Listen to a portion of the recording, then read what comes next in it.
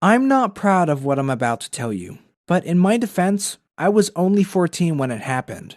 Okay, my mom died when I was little, so it was just me and my dad. You'd think that would make us really close, kind of us against the world, but I don't think he ever really wanted to be a parent. He always had something more important to do than spending time with me. Of course, I tried everything to get my dad's attention. One time I got into so much trouble that the police brought me home. I hoped my dad would get angry or show some sign of him being worried about me, but instead, he was just annoyed and told me I was an embarrassment. He also said I should sort myself out because I'd be an adult soon and would have to look after myself. I was so mad at him, but I tried one last thing to get his attention. I packed a bag with all the things I need to live on my own for a few days. Then I waited for a big storm, and when it hit, I went down to the beach with our canoe. Then I put a few empty pain pill bottles into the canoe and shoved it into the water. I let the canoe drift away to make it look like I'd fallen overboard. Then I checked into a cheap motel using a fake ID. I don't really know what I was expecting to happen next.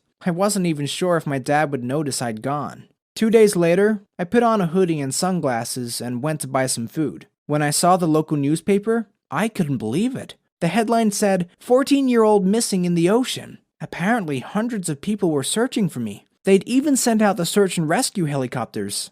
In that moment, I felt so ashamed. I never thought so many people would go looking for me. I just wanted my dad to show he cared.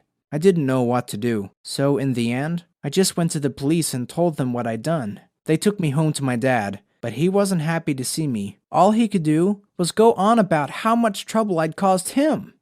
I was very disappointed. And the next day, I left him for good. I never went back and never called him again. It's hard living on your own when you're 14. My age to get low-paid jobs, and life was tough for many years. Until I hit 18 and I joined the Navy. It was the best thing I ever did. For the first time in my life, I felt like I belonged, that I was surrounded by people who were family. I'm still close friends with most of the people who trained with me. Unfortunately, after a couple years, I broke my ankle badly and was discharged. Luckily, I discovered it wasn't too late to go to college.